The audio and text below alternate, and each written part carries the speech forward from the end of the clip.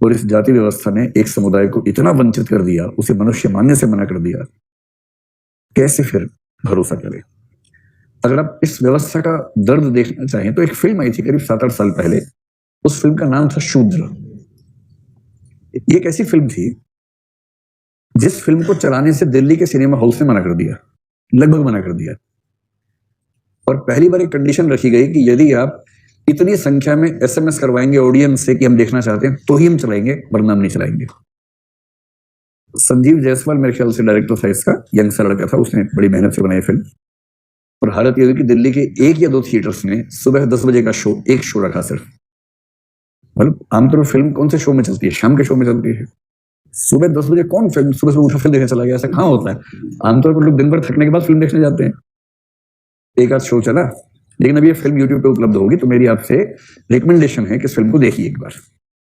मैं ये नहीं कह रहा कि इस फिल्म में जो बातें हैं वो कितनी ऐतिहासिक है, मैं तो इतिहास का व्यक्ति हूं नहीं, लेकिन यदि वो ऐतिहासिक हैं या वैसी चीजें इतिहास में होती थी अगर, तो इस सब समझ पाएंगे कि जाति व्यवस्था का दंश जिन लोगों ने झेला है उन पर क्या गुजरती होगी, इसका अंदाजा होना चाहिए। तो एक अच्छी फिल्म है उस चीज को समझने के लिए जिससे हमारे समाज का एक हिस्सा लगातार गुजरता है, बुरी तरह से गुजरता है। तो अंबेडकर इतने नाराज हो गए कि अंत में घोषणा कर दी कि मैं हिंदू धर्म छोड़ दूंगा, मरूंगा नहीं हिंदू के रूप में। इसके बाद महात्मा गांधी ने खूब समझाया कि नहीं अंबेडकर ऐसे मत करो, ऐसा थोड़ा ना होता, हृदय परिवर्तन करवाएंगे हम लोग मिलकर, सबको ठीक करेंगे, तुम चिंता मत करो। अंबेडकर बोले कि आप किससे तो हो नहीं पा रहा इनका हृदय परिवर्तन, 1000 साल में एक व्यक्ति आपके जैसा पैदा होता है, अब हम फिर 1000 साल वेट करेंगे। तो महात्मा गांधी के तर्क उनको संतुष्ट कर नहीं पाए और फाइनली वो आक्रामक रहे। उनका महत्व बढ़ता गया इन सब समुदायों के बीच में। हिंदू महिलाओं के पक्ष में और सब महिलाओं के पक्ष में उनकी जिद थी कि यूनिफॉर्म सिविल कोड आना चाहिए ताकि महिलाओं को उतने ही अधिकार मिल सके जितने अधिकार पुरुषों के हैं। अब मैं जो बताना चाह रहा हूं, हम में से कई लोग अंबेडकर को अनुसूचित जातियों का नेता समझ लेते हैं। मैं उनके बारे में पढ़ाता हूं तो सबसे कहता हूं कि जितनी लड़कियां बैठी हैं, विशेष रूप से हिंदू लड़कियां, सुबह सुबह उठते ही सबसे पहले उनकी मूर्ति पे ना एक फूल चढ़ा दिया कीजिए। अगर अंबेडकर ना होते तो आज आप यहां ना होती, घर में चूल्हा चौका कर रही होती। अंबेडकर का ये महत्व है, भी समझाऊंगा क्या महत्व है। और हिंदू महिलाओं की मुक्ति के लिए जितना काम अकेले अंबेडकर ने किया उतना सब के सब बाकी लोगों ने मिलकर भी नहीं किया, इतना महत्व है उनका।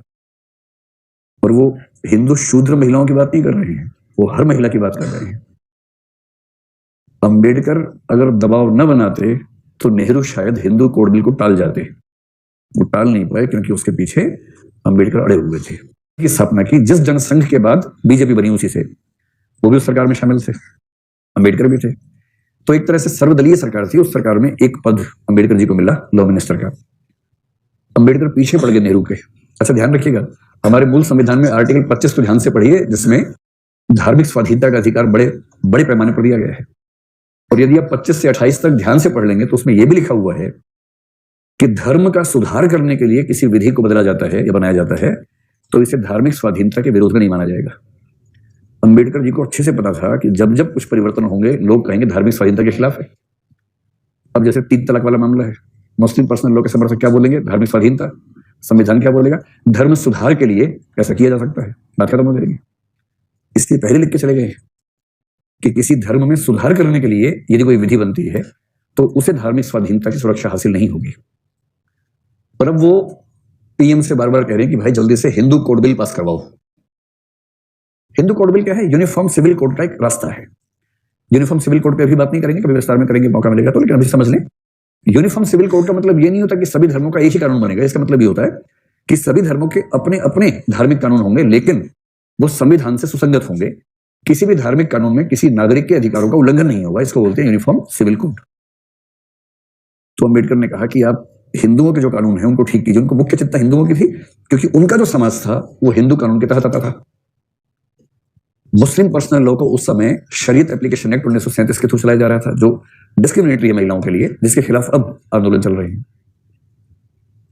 और ये हिंदू कोड बिल के बारे में सहमति संविधान बनने से पहले से, स्वतंत्रता संग्राम के दौरान से ही थी। और इसका मतलब था कि हिंदू समाज में महिलाओं को पुरुषों के बराबर अधिकार मिलने चाहिए। अंबेडकर रोज उनको फोन कर दें, नेहरू जी क्या हुआ क्या हुआ, पास करवाओ पास करवाओ। नेहरू जी हमको बोले देख भाई ऐसा है। अच्छा उनको डर लग रहा था कि नया नया पीएम बना हूं, कहीं बहुत बड़ा विद्रोह हो गया समाज का। जो भी मोदी जी को नींद कभी कभी नहीं आती होगी आजकल कि सीएए लाए थे, इतना विरोध होगा सोचा नहीं था, पर हो गया। तो नेहरू जी को लगता था कि नया नया पीएम बना, वही पक्के वाला पीएम नहीं, और जो कच्चे वाला पीएम है। और कहीं कोई ऐसा आंदोलन मेरे खिलाफ हो गया, पता लगा वो अंग्रेजों भारत छोड़ो के 10 साल बाद नेहरू भारत छोड़ो होना शुरू हो जाए, तो वो टाल रहे थे, चाहते वो भी थे। अंत में बोले कि देखो अम्बेडकर, 1951 में इलेक्शन होगा। इलेक्शन के बाद 51 के अंत और 52 की शुरुआत में इलेक्शंस होने थे। सबसे पहले विधानसभा और लोकसभा के एक साथ, फिर विधानसभाओं के इलेक्टेड लोगों से राज्यसभा के इलेक्शन होने थे, फिर लोकसभा राज्यसभा और विधायकों के इलेक्शंस के बाद राष्ट्रपति का इलेक्शन होना था। पूरा सिस्टम बना रखा था कि 51-52 के इलेक्शन में अगर मैं जीत गया तो मुझे मैंडेट हासिल होगा कि मैं ऐसा कर सकूं। अभी तो मैंडेट हासिल ही नहीं है मेरे पास। अम्बेडकर ने कहा ठीक है देख लेते हैं, और गुस्सा करके इस्तीफा दे दिया कि हमें आपके मंत्रिमंडल में रहने का कोई शौक नहीं है। पूरा भाषण देकर इस्तीफा दिया कि मैं इस सरकार के कामकाज से संतुष्ट नहीं हूं। और दूसरा, नेहरू जी अपने मंत्रियों को वैसे डील करते जैसे क्लर्क को डील किया जाता है, हमें ऐसा क्लर्क बनने का शौक नहीं है, इस्तीफा। और मूवमेंट बाहर से करते रहे कि uniform civil code, Hindu code bill लेके आओ लेके आओ। तो नेहरू जी ने 1951 में घोषणाएं कर दी चुनाव प्रचार में कि देखो भाइयों बहनों, अगर अगर मैं जीत गया तो हिंदू कोड बिल लेके आऊंगा, ध्यान रखना। अच्छा, लोग तो भारत के मजेदार है, उन्होंने आपस में बात की कुछ लाएगा, अच्छा ऐसा कुछ लाएगा, बिल लाएगा, कुछ बढ़िया है। लोग तो लोग ही होते हैं। जिस देश में अनशन गांव में अनशंट हो जाता हो उस देश में हिंदू कोड बिल कितने लोग समझे होंगे। पर नेहरू ने कहा बाद में मत कहना, बोल रहा हूं हिंदू कोड बिल लेके आऊंगा। लोगों ने हाँ लाओ लाओ लाओ, खूब वोट दिया। नेहरू जी जबरदस्त बहुमत से पीएम बने। अम्बेडकर फिर बोले अब तो जीत गए इलेक्शन, अब लाओ। वो लाते हैं, रुको थोड़ा सा रुको यार। 51-52 का इलेक्शन जीते, अगला इलेक्शन 57 में था।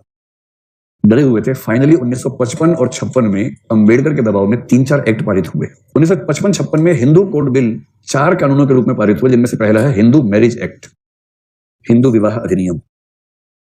उसी में लिखा है कि यदि कोई हिंदू पुरुष एक पत्नी के होते हुए दूसरा विवाह कर लेता है और यदि उसकी पत्नी शिकायत कर देती है और साबित हो जाता है तो 7 साल की जेल है। उसके पहले जेल नहीं होती थी, उसके पहले जेल होता था। पत्नी के लिए जेल होता था कि झेलो, सहपत्नी को झेलो। अब जेल है। जब लोग 3 तलाक में कहते हैं ना कि तलाक देने पर 3 साल तक की जेल हो सकती है, ये क्या तरीका है, क्रिमिनलाइजेशन क्यों करते हो, तो उसका जवाब ये है कि हिंदू मैरिज एक्ट में भी ऐसा है। इसमें क्या बुरी बात है? ठीक है, थोड़ा धमकी रहनी भी चाहिए, धमकी नहीं होगी तो लोग कैसे मानेंगे। फिर आया हिंदू सक्सेशन एक्ट। सक्सेशन का मतलब उत्तराधिकार, हिंदू उत्तराधिकार अधिनियम, जिसमें पहली बार बेटों के साथ बेटियों को भी संपत्ति का हिस्सेदार माना गया। उससे पहले केवल बेटे संपत्ति के हिस्सेदार थे। कुछ परंपराओं में, जैसे मिताक्षरा परंपरा में क्या होता है कि बच्चा पैदा होते ही संपत्ति का हिस्सेदार हो जाता है, और दाएं भाग में पेरेंट्स की मौत के बाद बेटा हिस्सा संपत्ति में हिस्सेदार बनता है, लेकिन बनता वही है। पर यह नहीं था कि बेटी को हिस्सा मिलेगा। अब क्या हो गया, संपत्ति में हिस्सा बेटी को भी मिलेगा। हिंदू समाज ने आज तक दिया नहीं हिस्सा, अलग बात है, व्यवस्था कर ली है, मैनेज कर लिया है, लेकिन कम से कम अम्बेडकर जो कर सकते थे वो करवा रहे थे। कानून बनवा गए हैं ऐसा, उस कानून के तहत संपत्ति देना जरूरी है, पर लोग रास्ते निकाल लेते हैं। जैसे महिला आरक्षण पंचायतों में वो रास्ता क्या निकला, सरपंच पति, मुखिया पति, विधायक पति, ये चलता है। ठीक वैसा एक और एक्ट है, हिंदू एडॉप्शन एक्ट कहते हैं उसको, Hindu adoption and maintenance act, यानी हिंदू दत्तक अधिनियम। किसी बच्चे को गोद लेना हो तो उसके संबंध में क्या अधिकार होंगे, इसको बोलते हैं Hindu adoption and maintenance act. एक हिंदू माइनॉरिटी एक्ट होता है जिसमें बच्चों के अधिकारों की बात होती है। और उसी समय 1955 में एक और एक्ट पारित हुआ, अगर आपने सुना होगा, अस्पृश्यता अपराध अधिनियम कहते हैं, अनटचेबिलिटी ऑफेंस एक्ट कहते हैं। इसी एक्ट को आगे चल के ठीक किया गया 1976 में, जब बना सिविल राइट्स प्रोटेक्शन एक्ट, और इसी एक्ट को और मजबूत किया 1989 में, जब बना एट्रोसिटीज एक्ट। जो एट्रोसिटीज एक्ट का इतिहास है वो शुरू होता है 1955 के अस्पृश्यता अपराध अधिनियम से, जो अम्बेडकर के सामने की बातें हैं, ये सब अपने सामने करवा के गए।